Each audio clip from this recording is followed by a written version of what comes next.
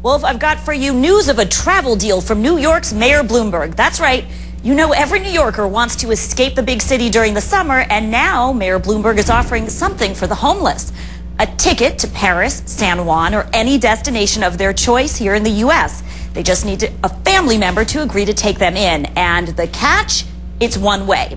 Clearly, this is all about saving the city money. The mayor says New York is legally required to provide shelter to any homeless person who wants it, and that gets pricey. It can cost more than $35,000 a year for a single homeless person. It's a lot cheaper to buy them a ticket to fly.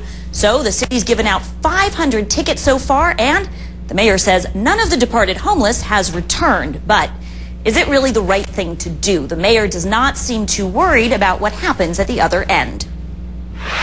Whether we're transferring the problem elsewhere, I don't know when they get to the other place whether or not they find jobs or, maybe it may be easier for them. What is true is if we don't, we either have two choices. We can either do this program or pay an enormous amount of money daily to provide housing.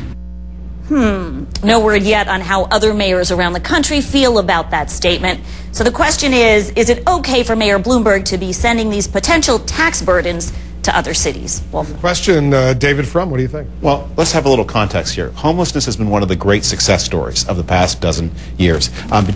In the Bush years, we saw a one-third decline in the number of chronic homeless people, thanks to the leadership of a man named Philip Mangiano, who really deserves a lot more recognition as one of the most successful members of the Bush team. And just to be upfront, you worked in the Bush White House. I worked in the Bush, but nothing to do with this. No credit for me.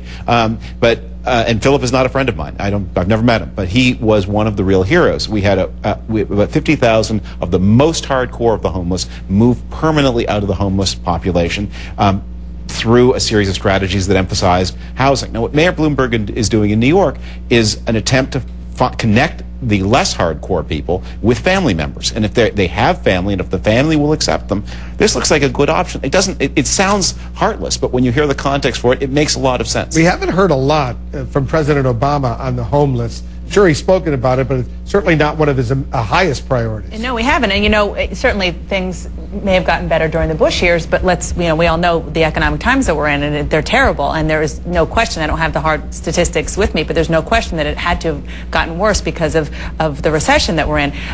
It's interesting. I called around to the Hill because New Yorkers are not exactly a shy group of people. And if they were upset about this, they would have called their member of Congress or their senator.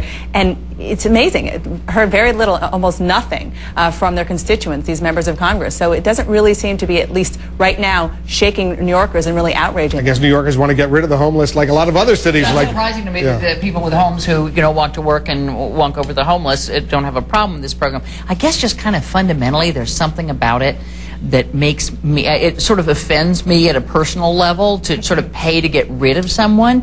And if I thought, to me you need to know more, how do they know, do they bring the cell phone and say, here's my sister, she'll take me? How does he know none of them have come back? How does any of this work? The city social service agencies make a follow-up call, and the population for whom this program would be most attractive would be the less hardcore. I mean, the people who are really disturbed do not have relatives who are willing to take responsibility. Let's remember, these homeless are human beings when all is said and done as well, not just statistics or whatever. Guys, thanks very much. Thank you.